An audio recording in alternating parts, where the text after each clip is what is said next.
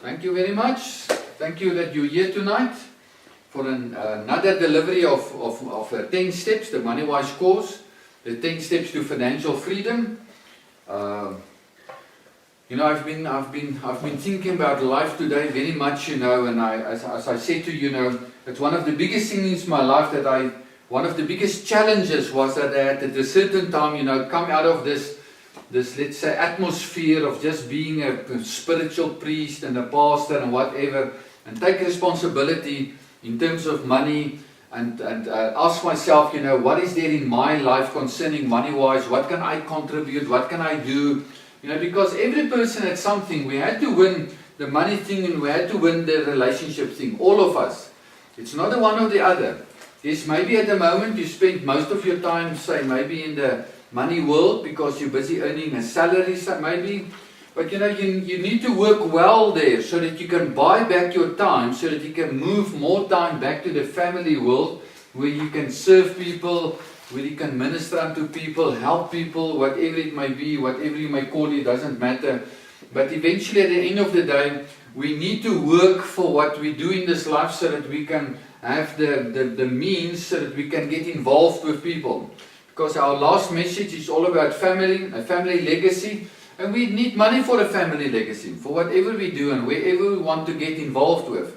Life doesn't end with what we do and what we work. Life does not end with the things in the world. It begins with people, it leads to things, but it leads us back to people. And to help people to become better equipped in their lives. And that's where the real satisfaction in life is that we come back to people in a sense, whatever we do, we create a thing.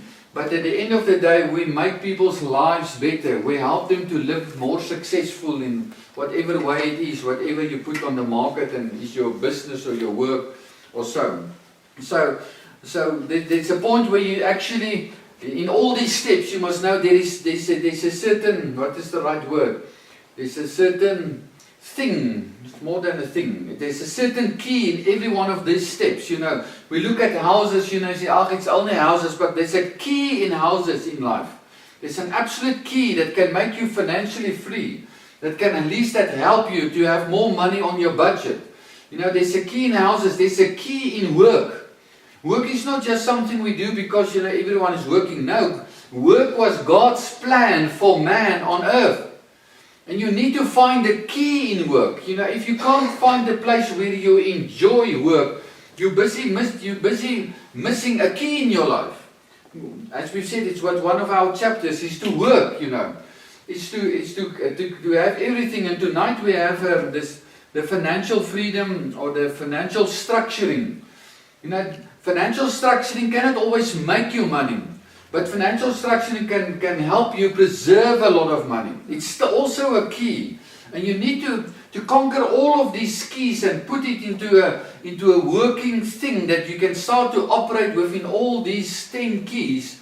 Because all of these keys are much more than keys. It's like a dimension in your life. It's like something that's been given. It's like an enablement and a capacity that's in you that you must release so that you can function in the fullness of that. I've seen many people work hard. I've seen many people having a lot of money, but I've seen most people not having the money left after many years when they finish working. Why? Because we need to learn not how to make money, but also how to preserve money and how to invest money and how to make money more, but also how to create money eventually at the end of the day. It's a beautiful verse of scripture in Genesis 2 verse 15. It says, God said to Adam, you must tend and keep the garden. Tend means you need to work the garden. You need to get order, and decide where is what and so and so. But you also need to tend the garden. Tend means you must look after what you have already achieved. You see, we are so used to working hard and working and we make money and we maybe buy stuff, but 20 years later we ask you, where is that stuff, and we've lost it because we didn't tend it. We put it behind our backs, and we still keep on working. But what about the things that you've acquired up to now? Your car, your house, your wife, your children, whatever. There's lots of things that you've already acquired. Where are they?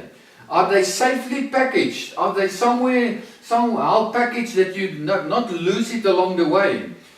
Because you need to tend also your life and manage your life in such a way that you not only work for stuff, and work doesn't become the everything in your life.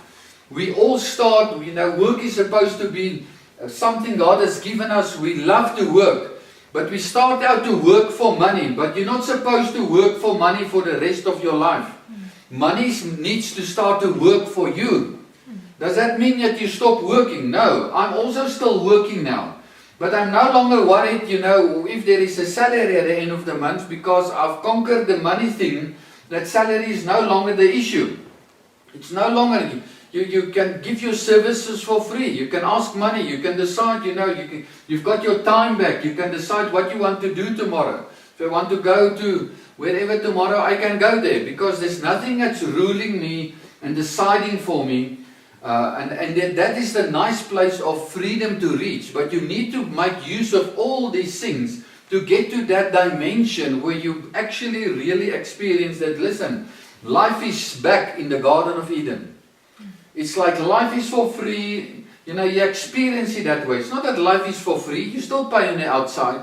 But it's like a dimension of the Garden of Eden that opens up for you again. That's supposed to be the normal in this life. Because God has said, let the kingdom of heaven, we all want to be in heaven. But listen, God said, let the kingdom of heaven come to earth. I pray, let your kingdom come on earth as it is at the moment in heaven. Now people say, we can just go to heaven. But listen, heaven's supposed to be here. The same quality. Although we may not call it, we call this earth and we call that heaven. But it's supposed to be the same quality of life. And if it's not the same quality of life, then there's something wrong. We need to do something about it, because we're not supposed to have only freedom one day in heaven. Earth was made as the place where man is the king and where he experience and rule with his freedom, with his authority, and experience his freedom. Freedom is important. It is the main design of your whole life, is to be free. Free doesn't mean you can sleep till you win, Freedom means that you live the life that you want to live. And that's in your heart. That's a compelling force in your heart. You need to live that life. So in this whole process, we see that financial freedom or financial structuring is also very important. I love the thing about financial structuring, because it has done me very, very well. I've been traveling around this country in many, many towns, around about 100 towns, ministering around and whatever. And one of the most disturbing things was for me to hear these stories of people, farming, making lots of progress, having 7+ farms, and then just one year, there's a total no harvest, and then they lost everything. I thought, how on earth is that possible? How on earth can it be that you work 20 years for 7 farms, you paid it off, and then in 1 year it's gone. There's nothing left, and then your children is responsible to look after you for the rest of your life. How on earth can you end up there? Life is not supposed to work that way. But I didn't have the answer of anything. But I just said to myself, but this is so wrong. This is absolutely wrong. How can the things that's paid off, you had to sort of somewhere in a safe place that no one can come and touch it. Because you're not supposed to be all the way open to financial, crisis and everything. You can lose everything potentially. We had to do something about it. It's also interesting, as I get to know more about Moneywise and money, that I discovered that most people lose the most money, guess where? Not on earth. It's when they die. It's when they go away from earth. The people that has really some sort of money in their lives lost at least a third of their estate the day when they died. But they never prepare for that. They never think about it, because they don't worry about it, because I'm going to be dead. But listen, you need to prepare everything in your life. If you think generationally, you need to think of your estate unto the next, second and third generation. Then you need to prepare your own estate. Then you need to prepare your own death. then you need to make provision for your own death. I mean, that is one of the important things in life, is that your life does not end when you die. Do you know that? Your life does not end when you die. See, people say, what are you talking about? Listen, there's many people that's still alive here. I'm still reading books of Andrew Murray. You know, what is that other guy? That rich guy that died here in South Africa, what's his name? You know, he's 10 years already dead, you know, but everyone is still talking about him. He's every year releasing still a billion rand or what, you know, into for studies and people and students and whatever. I mean, that guy is still alive all the way there. Because he packaged his estate in such a state that he will live on after his death. And he has made provision that the money is there, whatever was his passion, and in this case his passion was to release a certain amount of money every year for students to study and this and this. I mean, he's still here. Everyone is talking about him as if he's alive. And yet he's in the grave. Anton Rupert, that's right. You see, many people are still alive, but you see, you need to arrange and set up your life to be alive after you've died, otherwise you will be forgotten. You need to leave some legacy and package it in such a way that it can live on without you. And finances is one of the biggest key in that legacy, believe it or not. We always say, you know, I only want to live for the Lord, I want to live this life. Beautiful, that's the starting point of everything. But listen, yes, maybe people will remember you, but don't forget about that money has got also the say, it's part of this world. It's not like, you know, we need to run away from it. Because to have the life that you're supposed to live, you need the money to live it. You don't need to be, what is the right word? Don't be ashamed, or don't be, what is the right word, you know, that your life will maybe need 10 million rand to live your creation purpose. Listen, God is not bankrupt, you know. This world is not a poor place. If your life needs 10 million or 20 million or 100 million, that's not the issue. I mean, you were sanctioned and authorized with the amount of money that you need from the day from before the foundation of the world. I mean, don't like, okay, I'm not supposed to, it can be so well with you, you know, what about the other people? Listen, they've also got their package that was set out and mandated on their name. They can have it. It's just you need to go and fetch it and live it. Because why? God will not give you a mandate for something that if there's not provision for it. And I don't mind what is the amount of money. That is not the issue. The issue is, you know, we are in such a, what is that right word? You know, verskoon my dat ek bestaan, jy weet. Jammer dat ek hier rond is, jy weet. Sorry dat ek ook eet, jy weet. Ek bedoel. Listen, don't make an excuse for your existence.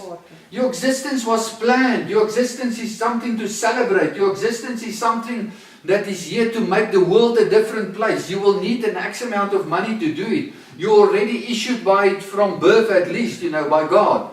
So, forget about the issue. Don't forget about your issue of money. Get over your issue and get to the point why you are here. But we are so battling this issue. I don't have like this. This car is a guy is driving this car and I do not have it, you know. Still, stop fighting the issue. Inferiority. Inferiority. Start flow. Start enjoy who you are. Start celebrate your uniqueness and what you were given. And don't make an excuse for it. Don't go in a fight about it. Don't defend yourself. Just live who you are. Because that's what you're here for. And God has sanctioned you. You don't need to defend yourself or anything. Live what you were sent for. Money is only the means to an end. It is not the end. And we've made such an issue about the money thing that it has become the main thing that occupies us. But in the end of the day, we maybe have the money, but we're still battling have we left anything, you know. Because it's not about the means, it's about the end. Okay, so people are losing a lot of money along the road because of various different reasons, because of lack of knowledge, because we don't know what's going on, we are not prepared for what's happening. But when we look at life, we see that in the juridical system, there's different entities that we can work with. And I mean, we cannot go into all these things tonight. You can go and study it for yourself. Number one, you are a personal entity. Your name. You buy a car, you put it on your name. You buy a house, you put it on your name. You must understand that the attorney is not a juridical entity. You are the entity. He's just a guy that handles the paperwork for you. You know, we always think the attorney, you know, you must be careful of the attorney. Listen, the attorney is nothing. He's got nothing on his side except that he knows how the system is working. You are the one. The moment you sign the paper, that authorizes it, that makes it valid. It's not the attorney's sign, it's your sign. Again, you must become confident of the fact that there is power in your signature. It's when you sign something that things start to happen. So remember, the things can be put in your name. You can have authority over it. You can have it and be an owner of it in your personal name, although that's not always very secure. Because everything that's in your name can be stolen from your name. The moment you do business, everything on your name is exposed to whatever you're doing in the business. Then we have a sole proprietorship. Is that, you know, I start up a small business and I say, okay, I'm going to paint houses. So I've got my bakkie and my ladder and the guy that's working for me and we're painting houses, you know, whatever. And the people pay into my account, personal account. You do business basically on your name. But the moment you do business on your name, everything on your name is exposed to risk. Because you can lose it, you know. The guy falls off the ladder, there's a great... you haven't got any compensation for it maybe or whatever, and then there's problems and everything on your name is at risk. So that's sole proprietorship. It's not wrong, but you must just understand what you're doing and what's the, you know, possibilities in all of this and what can happen and so forth. The third thing is what we call a partnership. It's me and you doing, you know, this job is maybe too big for one person alone, so we get another guy, we're doing it together. Our first house we bought on my and Marianne's name. It's seen as a partnership. Therefore the house is registered on both of our names. Partnership is not a good thing. In a marriage it can be something good, but we won't recommend it. The partnership can go up to 20 people in a partnership. One of the biggest problems in partnership is that the moment I get bankrupt, then immediately she's also bankrupt. Then both of us go down. Don't manage. And everything that the other parties do have on their name, it's involved. When one goes down, all the other goes with him. They just go and they don't ask, they just say, all of you give up your stuff, your cars, your homes and everything. So you basically, from my side, I believe you don't ever go into a partnership. Then the next one is a closed corporation, a CC, that does exist still today, although you cannot open it any longer. It's basically an entity wherein you can do small business. It's supposed to be. You can also register cars and different things in it, even property and whatever.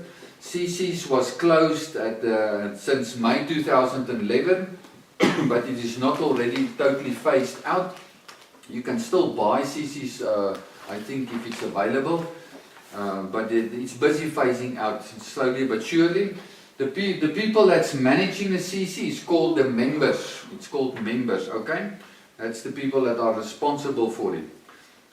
You can, it's interesting, you can use a CC can be a trustee, a trustee on a trust.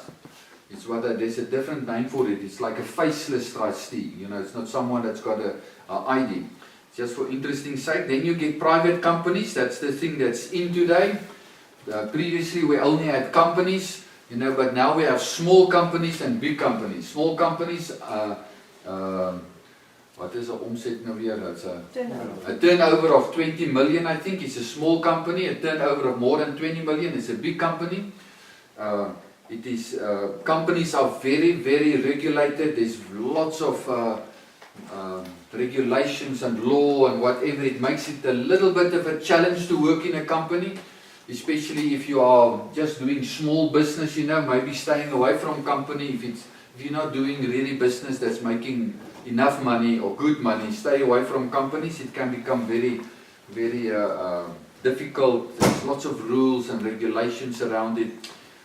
That's not in essence wrong, but it becomes difficult for people. Then we have then trusts that we're going to talk about now. Trust started originally in England, at the time of the Crusaders, where the people had to go to war. They put their farms in trust to the government. The government then farmed on the farms, and then they gave from the produce of the farm, they gave to the beneficiaries. That was the wife and the children on the farm. Then they were the beneficiaries of the harvest and all these things. That's where it's coming from. It's interesting that trust has got an English background from the English law. Our South African law comes from the Roman side. In the Roman side, we actually do not have trust. That's a very interesting thing. There's actually no official thing in our law of trust. No. Because we are not from the English side. But because it's so overall accepted, it's like unofficially it's accepted in South Africa. Because a trust is actually only a constitution or a legal document that's signed. Because you can draw up any legal document and sign it, and it's legal. Because if it's within the framework. So a trust is basically only a legal document. It's very interesting that although the company law is very strict, very defined, very thick book about it, but the trust law is very grey.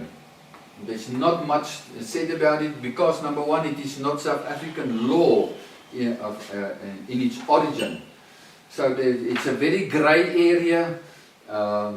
There are much more room to operate in it, if you can say it like that. It's not that you can do just what you want, but it is very much a grey area, and it is actually handled as a contract. What is this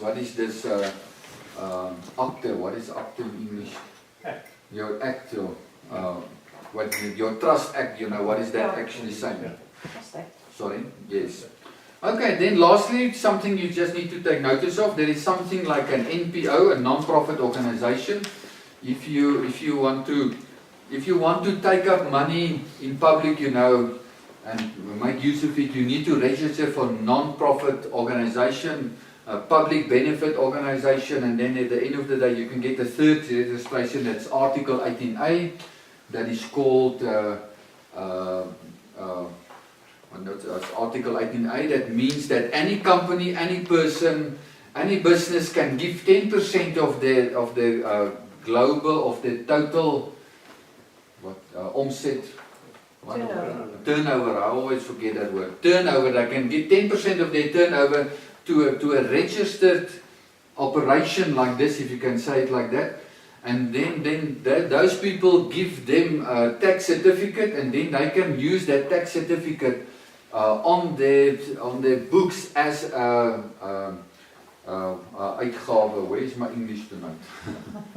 As an expense. Okay, it's not directly cut off, reduced, but it is reckoned as an expense, 10%. It's a very good thing in our country that we really can recommend to people. I mean, what we actually do in LifeWise is also Article 18A, and it helps a lot because people are much more motivated to deposit and to give money to something where they can get a benefit back at the end of the day.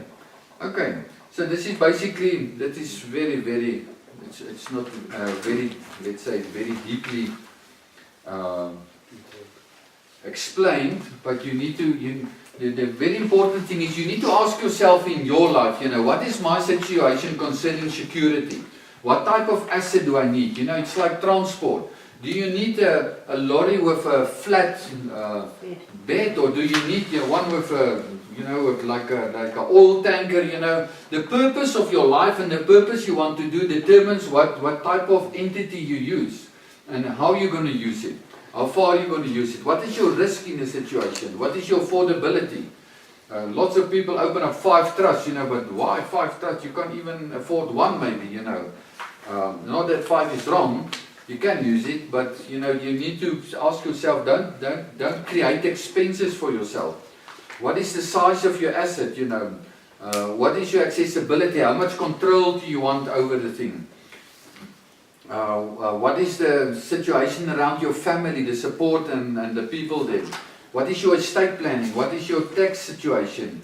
What is your planning for inheritance? What do you think about pension and savings? And how do you think about the bank? You can become your own bank. How do you think about community involvement? All these things. One thing you will find with wealth creators is that there are people that are very well informed concerning financial structuring. Because financial structuring is not making the money, but is preserving the money very, very well. Because they know that most people lose most money because they do business on their own name, everything is on their own name, and then suddenly one day there's a problem like me, someone drive into me on the N1, all their fault, Guess what? I forgave them for everything, 80,000 rand of loss from my side, to discover 3 months later that the bailiff stopped at my house to come and fetch everything. Everything. I said, for what? He said, but because you haven't paid the lawyer of the other guy. I said, but he needs to pay his own lawyer. He said, no. He said, you must pay it. And you never paid it. I said, but I'm not responsible. He said, you are, because he said so. Yeah, then I was responsible. Then the whole thing went through the courts and no one informed me about it, and so they said, go and fetch the guy's stuff. I said, well, at least that it's not a big account, it's 2,700. I mean, at least it's not that amount of money. But, take my table, there in the kitchen, it was around about 4,000. At least you will get for sure 2,700. And then he said to me, my friend, you don't understand. I'm coming to load everything today. Everything. We leave you with nothing. He doesn't mind. We sell the table for 10 cents and that one for 20 cents to get to 2,700. But we load everything. Yeah, then I realized now I'm in trouble. And it was not because I created the trouble. Here I am, this pastor driving through the country and helping everyone, forgiving that guy for taking 80,000 rand, that's a direct amount of loss, not to talk about, health and all these things. And here he sued me for 2,700 rand, and now they come and fetch everything in my house. And I realized, listen, you need to get out of this. It is not the people that are guilty that, maybe lose stuff also. It is the people that are vulnerable and haven't done anything around it. So luckily I knew an advocate and I phoned him. He said, no problem. He immediately made the case against him, so that cancelled the whole thing. And then there's another court sitting that need to happen and whatever. And as a long story, I phoned the guy and he made a confession over the phone, and I told him, I've got a recording of this, and then he was up in arms, I don't know why he did it. I mean, this is crazy. I can't still believe why he did it, I mean, he was the wrong person. I mean, I could force him into an enormous lot of stuff, but I forgave him, and yeah, I was the biggest loser. Then I realized you need to look after your stuff. You need to do something. So we got to know the whole thing of, we need to start up a trust, because trust is number one, all about security.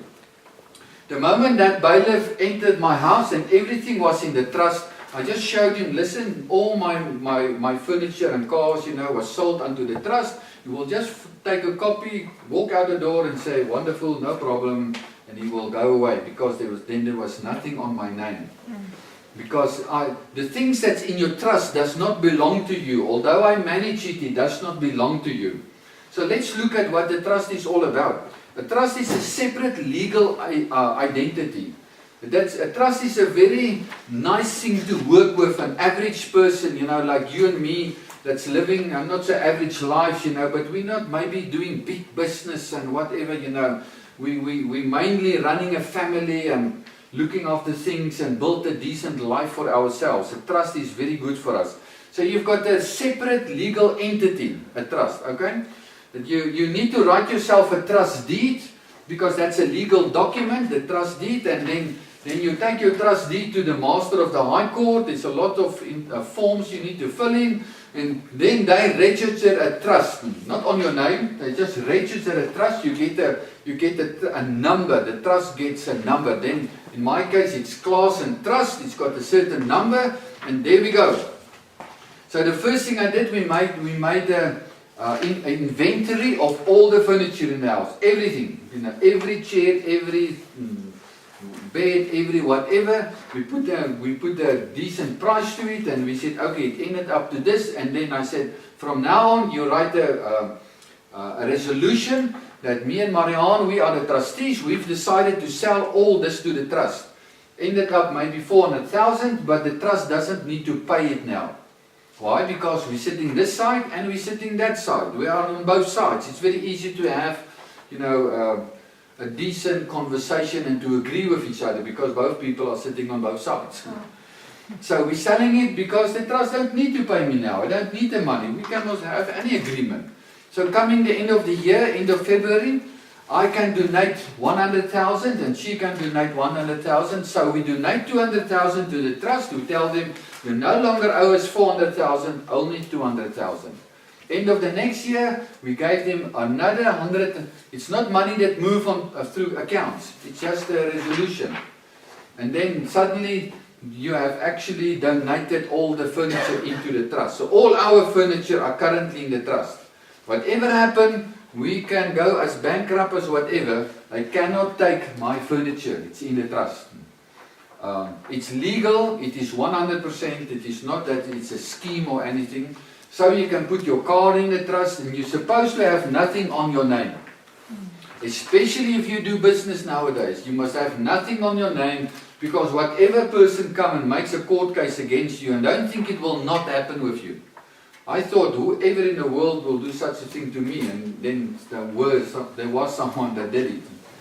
And it is not only for the security's sake. That's the number one reason is for security. So whatever you have is now on your name. If there happens anything in your business, and there's an enormous claim against your life and you in your person goes bankrupt, all that stuff is secured. No one is allowed to touch it. Not even the government will touch it because trust is a very important thing.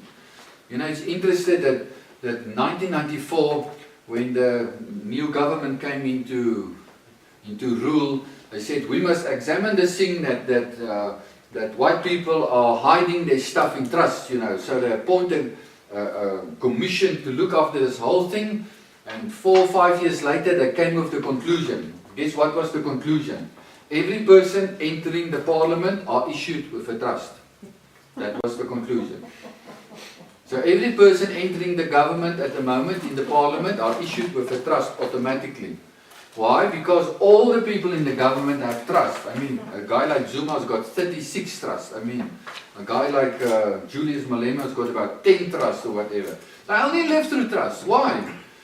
Fortunately, it's a good thing to live in, but unfortunately, because it is a more grey area, people can do much more illegal things also through the trust. That I'm not saying you must do, but it doesn't matter. The trust is still the best thing to do your family things in nowadays. There's still not something better. Yes, people are negative basically about the trust. I always say to people, if you want to get trouble in your life, accept Jesus Christ and open up a trust.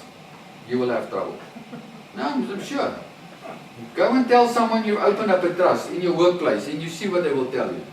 They will tell you the most horrific stories about how the government is clamping down and this is the end of the world and I don't know what. Why? Because there's an enormous amount of ignorance concerning trust. I tell you, my biggest problem with bookkeepers and these people is that they, on average, do not know what is a trust even. CAs and whatever, they don't know. They don't know what to tell you. I can't tell you how many problems I had in Moneywise courses of CAs that jumping up and said, but this is not true. I said, but why? Tell me. Show me. No one could tell me why it's not true. They just felt it is not the right thing. I said, but listen, show me on paper why it is not the truth. It's not like you feel like that. The problem you're never educated about it. Yeah, I always joke. I say, I studied theology, but I never told you. We never studied how to get saved. Because that's too basic. And it's like CAs. They study. There's the most advanced studies in bookkeeping, but they basically never study. They study one chapter about trust. They said to me. This is a very important thing. It's enormously important. I've been at various bookkeepers in my life. And most of them said to me they've never done books about the trust. I say, how do you know what's going on in a trust? Well, they don't know. They say, we've never done it. We don't know. We will have to find out. Because trust is trust. There are lots of trust, but not all people are used to what's going on in a trust. And therefore, there's lots of dispute about what is really the truth and what's happening, and people say, but you're not allowed to deduct, let's say, food from a trust. I say, but why on earth are my trust tax document asking me how much food you've deducted, if it's not acceptable? And then there's all these disputes, because it's a grey area. It's a serious grey area, even under the professional people. Okay. So there are different types of trust. That's a big world. There's a friend of mine that attended Moneywise, the first Moneywise, not 2010. He was so intrigued by this whole thing that he wrote a book about trust. You can buy the book from me. It's a very good book if you want to make a study of trust for 350 Rand. It's his book, it's an e-book, but it's really a good book. All about trust, every different trust. All how you do it and what you do, and he can even still open up for you a trust today if you want a trust. He's living in Centurion, very nice guy with integrity. So there's all the different trusts, but basically all the trusts are separated into two types of trust. The trust that you open before you die and the trust that you open after you've died. Why on earth you want to open a trust after you've died, I don't know. So just do it before you die. Because the biggest problem is that you lose money when you die, because your whole estate goes through legal hands that no one has got any entrance to. And that's where your money goes wrong. So you never allow your money to pass by the legal structures. Because the moment you put it in a trust and when you die, whatever in the trust never dies, because the trust never died. But when it's on my name, it needs to go through the legal process. It needs to be, someone need to now take over my car, take over the house, or sell the house, or whatever. But all my houses are in a trust. When I die, nothing happens to nothing. They just take 10,000 Rand out of the trust, they bury me, and we go on. They go on, not me. That's it, very simple. But the moment everything is on your name, it goes through, then there's lots of expenses. All this stuff need to be transferred. I had now quotation for a house of 1.3 million. It's nearly 40,000 Rand. Why do you want to pay 40,000 Rand if you don't need to pay? Then it goes through the attorney and there's executive fees of 4%. And and then is the estate tax from the government of everything 20% over 3.5 million. So you go on and on and on and on. They're just taking your money and taking your money. So put it in a place where no one can take your money. While you live, put it in the trust, put everything there. The moment you die, nothing happens. Except that they put you in the grave. And everything is safe. No one can touch it. And no one can start to play games with the rest of the people that's still there. Yes, they can sell it out of the trust or not, it doesn't matter.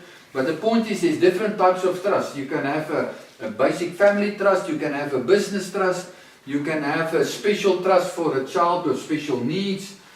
You can have this really enormous amount of types of trust that you can have. There's a very interesting trust that's originated in South Africa, and that's called a Manhattan Trust. You can actually have a trust with shares in it. It's a beautiful thing. I've got a trust like that with a friend of mine. So we have the property, so maybe he wants to sell 10% of his shares, I just buy it from him, one resolution, we pay money, then it's no longer 50-50, it's 60-40, No hassles, no problems, no nothing, registrations, no attorneys, no nothing. You just go on. It's between us, we just go on. Very easily. You get trust that's only vesting trust. Then you get trust that's really owning stuff. You get trust that's only holding stuff. So it's various different trusts, although the main trust that you will maybe use in your life is a basic family trust. You don't really need to know all the other stuff. It's a basic family trust that you can basically do everything in, if you can say it like that. Basic business, basic housing, basic everything. You can put in there. Then you can have a trust only for your shares. You can have a trust only for your gold. You can have a trust for your assets that's got what is it, debt on. You get assets trust for it. So you can go on, but it becomes very complex. And if you maybe have 200, 500 million, you need a more defined trust structure. But if you are still, I believe you have still 5, 10 million, start with one trust and work in that one trust, because you don't need another one still. Okay, a trust is founded by a founder. In my case, I am the founder of the trust, and then there are people that's managing the trust. It's called trustees. It's me and my wife, and then you can get what we call, and I think nowadays it's not law, but they expect you basically to have an independent trustee, someone with another surname that's sort of just looking that everything is fine, that you don't manipulate your own trust and make it what we call alter ego. It means that you live your whole personal life through your trust. Remember, the first thing about the trust is that everything that God entrusts you with, you put in a trust. That's what it's all about. There's nothing in your life that you really own. Everything is only, you only borrow it from God, sort of. It's only entrusted to you by God to make use of it and to put it in something for the next generation. So everything God has entrusted you with, you put in a trust. You see, and because it's not mine. It's the trust. But you cannot live your personal life through the trust. The trust must have a vision bigger than your personal life. You cannot tell me it is a family trust and then you live out of the trust. The family must live out of the trust. The family must have a community, something there. You understand? That thing is very important. A trust is for something bigger than you and even your family. It must go bigger. It must help other people in the process. Okay, we cannot go into all of that. Then there's this third group of people in a trust. It's called the beneficiaries. It's like, who are the people that can benefit from the trust?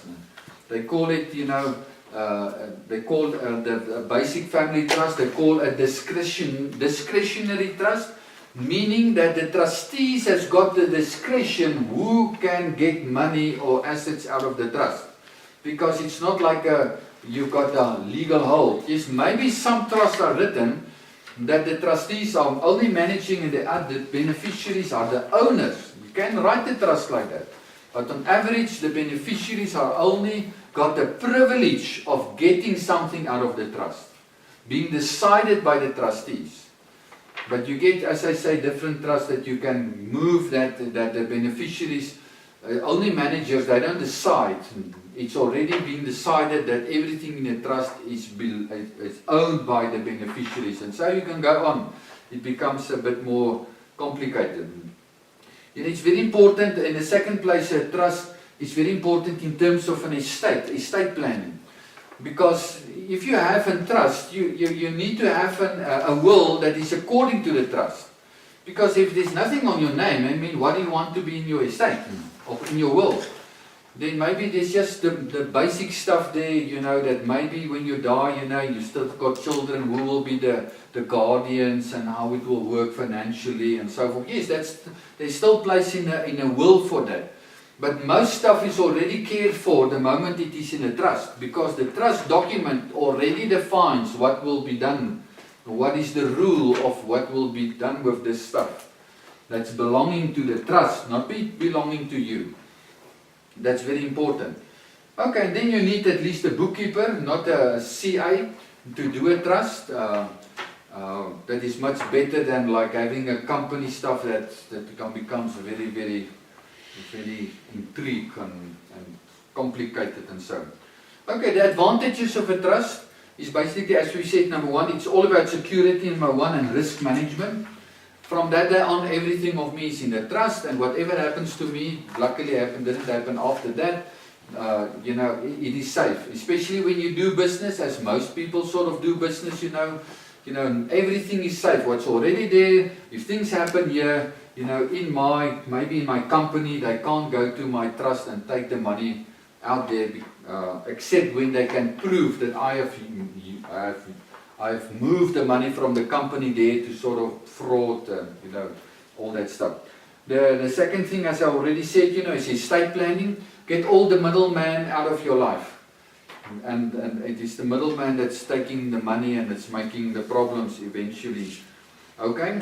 There is, as I've already said, the trust is also a place where you can do work, your community ministry, whatever you want to do. You can have an NPO that's connected to your trust. The biggest tax loophole, in brackets, it's not a loophole, it's a legal thing. The biggest tax advantage you have actually at the moment in South Africa is, if you can give me 10,000, I will tell you. Is there anyone? It can save you hundreds of thousands. Is that you can move any amount of money from one trust to another trust if it's connected to each other without any tax implications. It means that if there's maybe 100 million in my trust and all my children who have trust, and my trust document reads that all my children, adopted children and their trusts are beneficiaries, then I can move 1 million from this trust to their trust. From my trust it is an expense, in their trust it's an income. Yes, if they do not spend that income, they're going to pay tax on it. Yes, 45%. People say, trust, 45%. Listen, if you don't know how to spend something in a trust, just get married and ask your wife to do it. They always say Bill Gates' wife do not have a budget, she's got a target. That's true. She's got a target. She must spend some amount of money. But the point what I want to make is, I know people say, but you cannot just spend. Yes, it's true. You cannot just spend on anything. It's true. But there are legal ways how to do the thing. There's the funneling principle that you can pay your children out of your trust profit. You can pay them a salary as an expense. I mean, you can pay each child 7,000 a month. And you've got 6 children, and 7,000 times 6 gives you what, 49? 42. You put it in a credit card, you give your wife the credit card and say, look after the children, just bring me all the slips.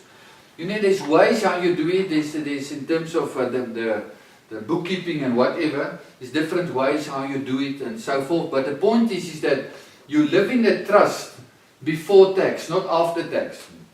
I mean, if the car is on my name, I get a salary. The moment the salary arrives in my bank account, tax is already taken off.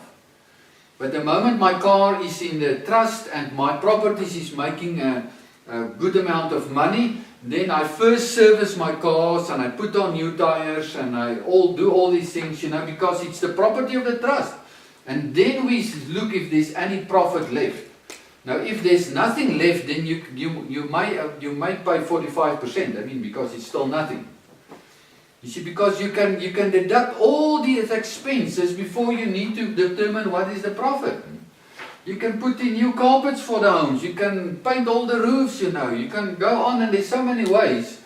At the end of the day, now I must say, you will get at a point. If you've got 100 and 200 million in your trust, you will eventually pay tax. I promise you. It's impossible not to pay tax. But listen, for the average person that deals with 5-10 million rand, sort of, that's a goal where you want to end up, basically, to retire and all these things. The trust is a very beautiful thing. And everything is there, and the trust pays for everything, and it's no longer on your budget. That's the only way I could find my budget working. Move your expenses to the trust and let the trust pay for it.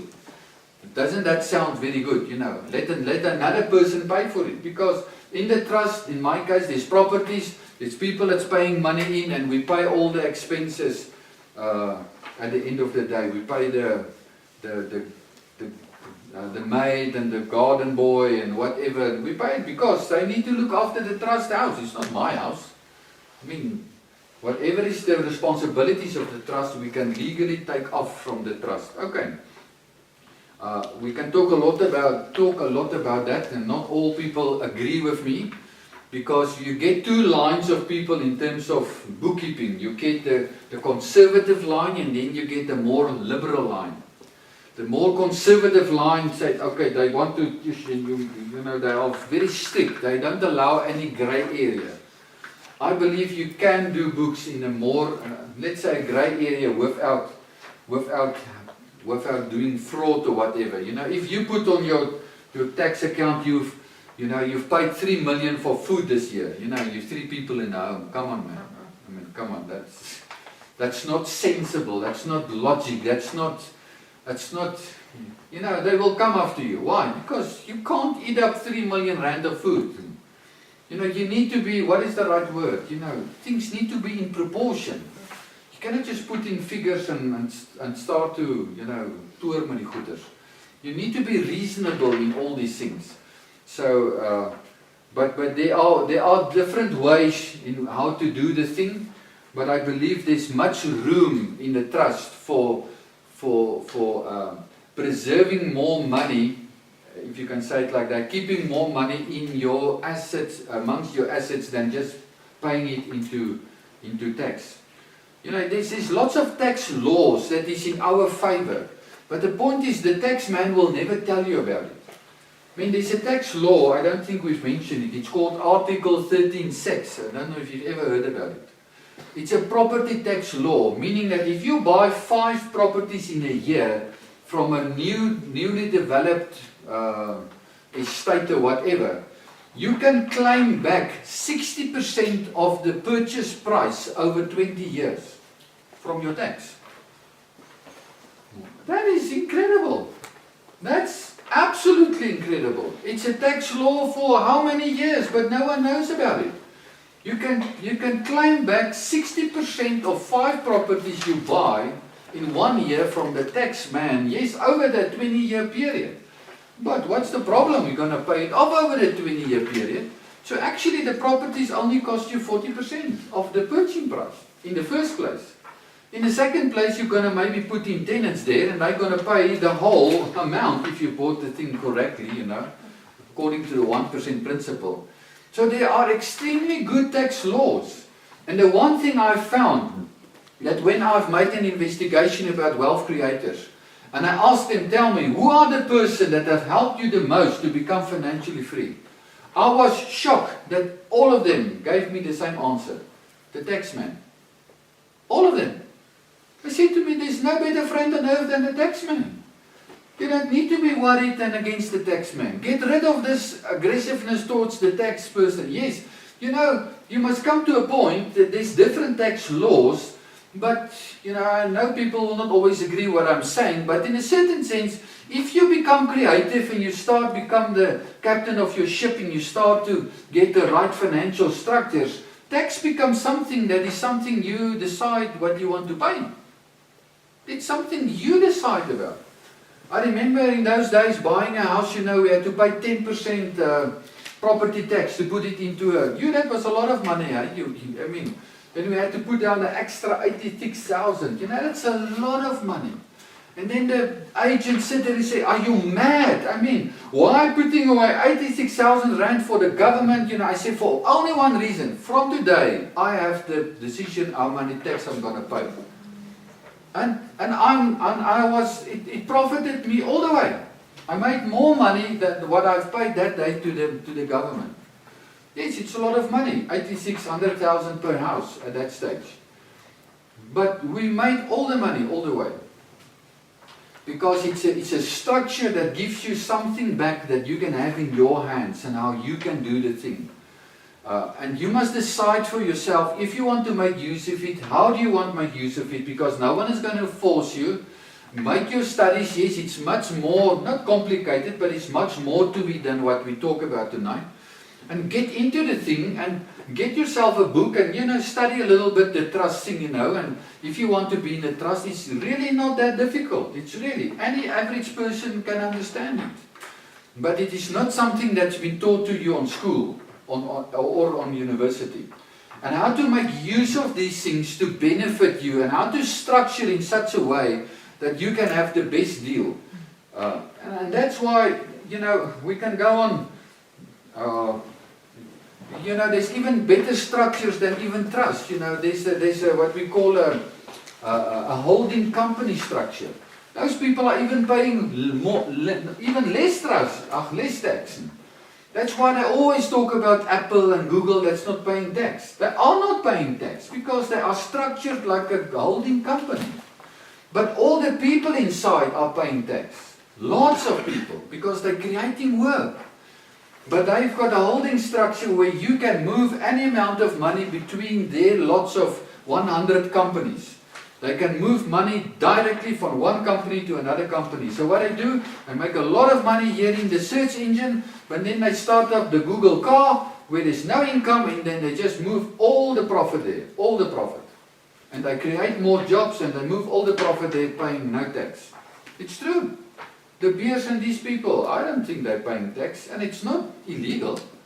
They just got the right structures. You can also have the structures if you want to. You see, it is just people that have sat down, and what the tax man will tell you, if you're willing to study and do some little bit of effort and put down for yourself some structure, I will reward you with some privileges. But if you don't do it, you pay the average, you pay as you earn. That's it. It's up to you. It's your decision. And I'm not here to fight people or not fight people or whatever. And not because all people are very honest in what they're doing. That's also true. But study for yourself that you can know what is the honest way to go and how you want to do it. And stay safe and live your life. Because that is what it's all about. I've been saving so much money from SARS that I am absolutely happy about. And I'm not illegal in the process. I'm not a person that said, yeah, I'm against tax, you know. I know tax was actually something that started when they started the federal banks, eh? So, but you know, it's here, we're not going to get away from it. Things are not going to operate without tax. I'm not negative about it. I'm just saying we may be paying too much tax, but let's do something about it. That you don't need to pay always so much tax. Okay, you can donate money into the trust, 100,000 per person. You can do long-term investments in your trust. You can make your trust your personal bank. You can maybe use the gig CFI. You can add it to your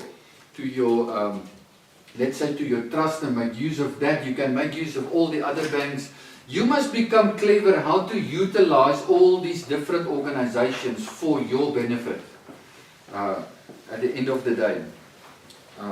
You can actually at the end of the day structure your stuff in such a way that your family can basically sustain out of the trust, live out of the trust in a certain way. You need to do the books of the trust. I've already said about the taxing between trusts. Okay, you can have shares of your company. You can have a company and then the shares can belong to the trust.